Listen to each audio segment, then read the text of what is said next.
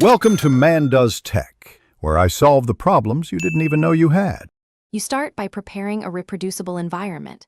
Create and activate a virtual env, then install speech recognition and a suitable audio backend. Why speech recognition?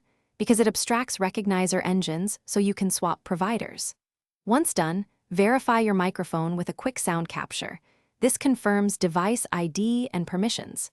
Make sure to choose PyAudio or sound device depending on platform. PyAudio often needs system headers, so install them first. This clears the way for writing the capture loop.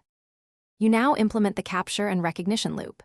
Initialize recognizer, then open your microphone stream with the correct sample rate and chunk size for accuracy.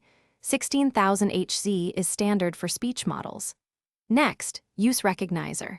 Listen with sensible timeouts to avoid blocking and trim silence with energy threshold adjustments. Once you have an audio data object, call recognizer. Recognize Google for instant cloud recognition or feed raw frames to a local model for offline processing. You finish by adding robust error handling and output normalization. Catch unknown value error to skip unintelligible audio and request error to detect network or API problems. Then implement retries with backoff so you don't spam services. Once done, normalize transcripts for punctuation and casing and throttle requests to respect rate limits.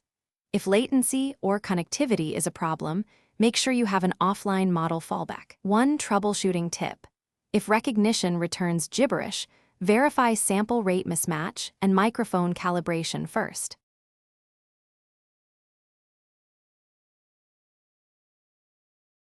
Thanks for watching. If you found this helpful, don't forget to like and subscribe.